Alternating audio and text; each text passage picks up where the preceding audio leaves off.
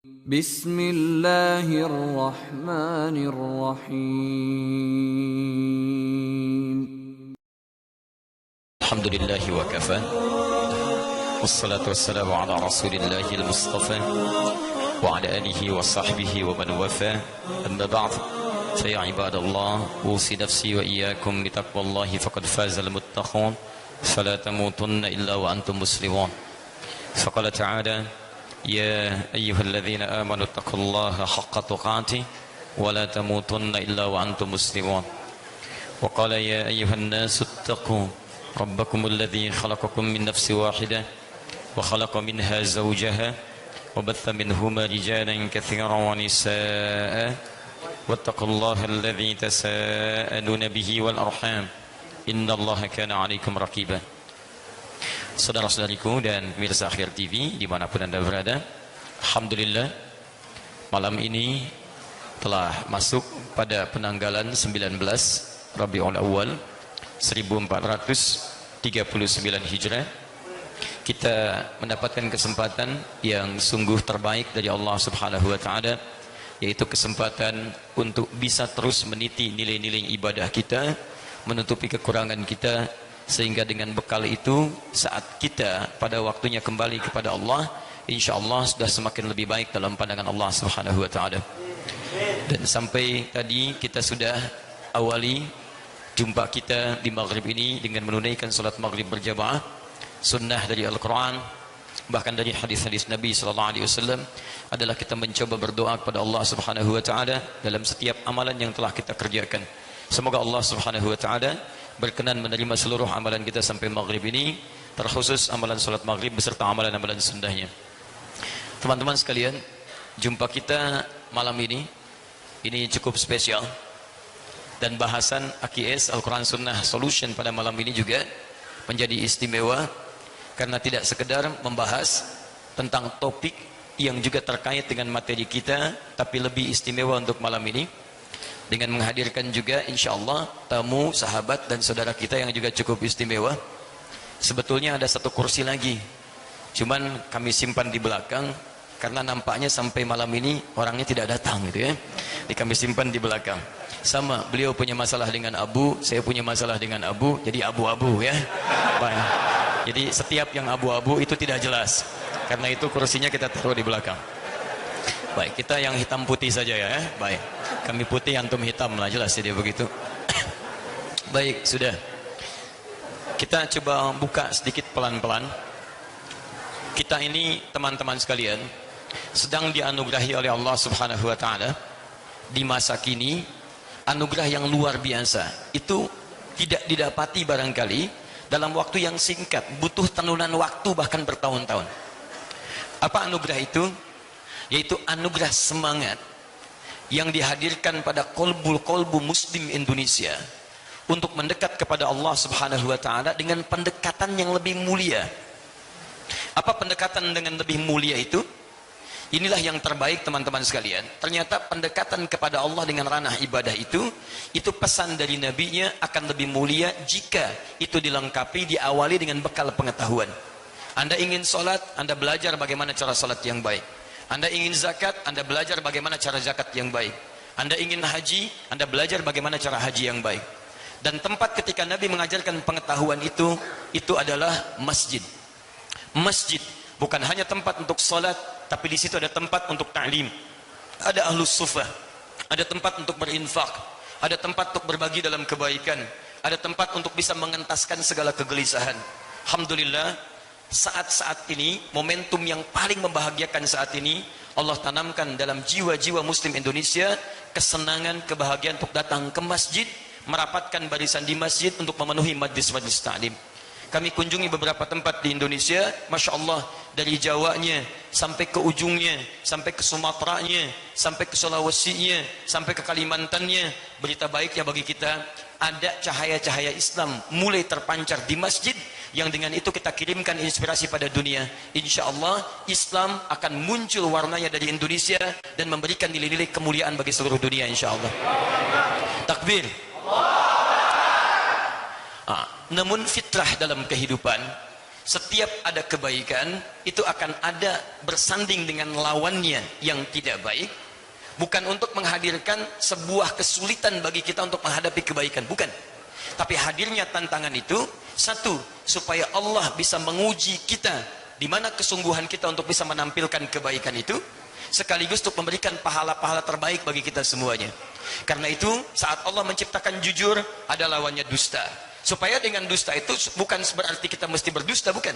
Dengan dusta itu diciptakan untuk menguji apakah kejujuran kita konsisten atau tidak. Ketika kita jujur, pahala diberikan. Ketika kita berusaha, ada ikhtiar semakin lebih baik lagi. Nah teman-teman sekalian, dalam hal saat ini umat Islam bersatu untuk menghadirkan nilai-nilai keislaman dalam berbangsa kita, bukan ingin merubah bangsa ini jadi bangsa yang berbeda asas atau misalnya mohon maaf dasarnya, itu tidak perlu dilakukan. Negara kita Indonesia sudah bagus, asasnya sudah bagus, bahkan segala pasalnya mewakili kita untuk bisa menerjemahkan nilai-nilai ibadah dalam kehidupan berbangsa kita.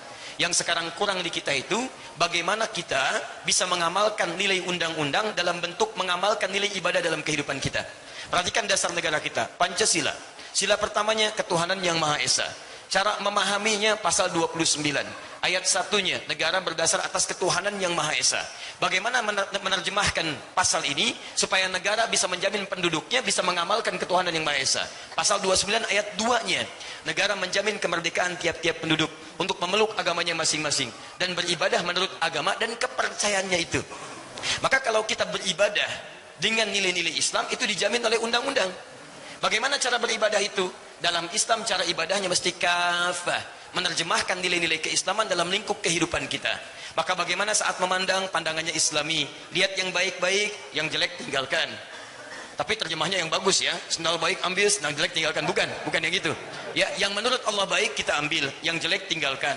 Lisannya baik, tidak ada lisan dusta.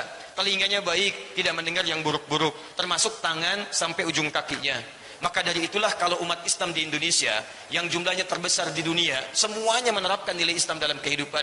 Pengusaha tangannya baik, tidak ada maksiat dengan tangan. Maaf, misal diplomat, birokrat, militer, kita rakyat dan sebagainya, semua dari ujung kepala sampai ujung kaki baik. Maka demi Allah saya katakan akan tentam kehidupan di bumi Indonesia ini dalam nilai-nilai yang terbaik. Baik hubungan kita dengan orang sesama muslim ataupun juga muslim dengan non muslim, insya Allah akan tercipta kebaikan-kebaikan. Tidak ada sejarahnya ketika orang Islam bisa memberikan warna dalam kehidupan dunia, tidak ada sejarahnya ketidakcocokan dengan umat yang lain. Silahkan cek dimanapun. Islam di Arab begitu muncul tantangan dihadapi, masuk Islam di puncaknya, ternyata yang di bawahnya bisa hidup dengan damai. Islam dibawa ke Spanyol di Eropa, begitu diterapkan nilai Islam yang muncul peradaban, bisa hidup berdampingan. Islam dibawa ke Baghdad, Babilonia, muncul nilai Islam, bisa hidup berdampingan. Islam dibawa ke Nusantara, yang Hindu tenang, yang Buddha tenang, yang lain tenang. Jadi jika antum berislam sekarang, membuat tetangga-tetangga kita yang Nasrani tidak tenang, membuat yang Hindu tidak tenang, membuat yang Buddha tidak tenang dengan sikap kita, maka ada yang salah dengan keislaman kita. Ada nilai-nilai yang harus kita praktikkan. Hanya tantangannya, ketika sekarang orang semangat untuk bersatu menghadirkan nilai Islam, kita dihadapkan pada tantangan untuk menguji ketangguhan kita dalam menerapkan nilai keislaman itu. Di antara ujian itu teman-teman sekalian, kalau datang dari luar, barangkali akan lebih banyak kelihatan. Tapi ini datang dari dalam diri kita sendiri, dalam tubuh umat Islam sendiri. Dah penyakitnya kadang tidak sadar kita pun melakukan itu. Apa diantaranya? Satu adab. Adab di dunia maya, adab di dunia nyata. Ini yang jadi kelemahan kita sekarang. Banyak orang ke majelis ilmu belajar ilmu, tapi sedikit yang belajar adab. Padahal ulama dulu, bahkan ada yang menyebut teman-teman yang ikut kajian salaf dan sebagainya, ingat, ulama salaf itu dulu, itu mendahulukan adab dibandingkan dengan ilmu. Bahkan ada yang belajar adabnya sampai 20 tahun, ada yang 30 tahun, belajar ilmunya 10 tahun. Adab didahulukan, ketika adab dapat baru ilmu muncul. Imam An-Nawawi, kebanyakan orang mengkajinya Al-Arba'in 42 hadis, Riyadhus Shalihin 1896 hadis. Padahal yang beliau tulis pertama kali tentang adabnya dulu, At-Tibyan fi Adab Hamalatil Quran. Begitu menguasai adabnya, Al-Arba'in akan cepat dikuasai. Riyadhus Shalihin akan gampang dipahami. Al-Majmu'nya akan gampang kita telan. Adabnya dulu. Kiai Haji Muhammad Hashim bin Ash'ari menulis 19 kitab. Sebelum menulis Risalah Ahlus Sunnah Al-Jamaah, ya, An-Nurul Mubin fi Mahabbati Sayyidil Mursalin dan turunan yang lainnya. Yang ditulis pertama apa? Kitab adab dulu. Jadi ini kelemahan kita sekarang, sehingga mohon maaf kita ingin menegakkan nilai Islam di dunia maya, adabnya hilang. Adabnya hilang. Silakan cek betapa banyak di antara kita saling mencela. Betapa banyak di antara kita saling menuduh. Betapa banyak di antara kita mohon maaf saling menyalahkan, saling membuat hal yang tidak baik dalam kehidupan. Padahal antum tahu ketika mengerjakan itu salah. Tapi kenapa bisa muncul? Ada sesuatu yang mesti kita kaji. Dan yang hebat teman-teman sekalian, dunia nyata pun tidak ingin ketinggalan. Hadir di lingkungan kita dalam nilai-nilai dunia nyata yang sekarang dihadapkan pada tantangan besar kepada kita. Inilah kemudian ada yang mengaku muslim hadir di sekitaran kita, tapi tidak beradab, bukan hanya dengan sesama makhluk, tapi bahkan adabnya kepada Allah Subhanahu wa taala tidak ditemukan. Karena itulah malam ini kita coba akan kupas teman-teman sekalian wilayah-wilayah adab itu, bagaimana kemudian kita bisa menyikapinya. Dan berita hebatnya, alhamdulillah, saya sangat bersyukur pada Allah Subhanahu wa taala, dalam 3 hari kebelakang ini Allah telah titipkan di lisan-lisan dan tulisan tangan orang ini hadis-hadis Nabi sallallahu alaihi wasallam dan nilai-nilai pengetahuan yang Allah tanamkan pada kita sebagai informasi besar bahwa kita menghadapi tantangan yang tidak mudah.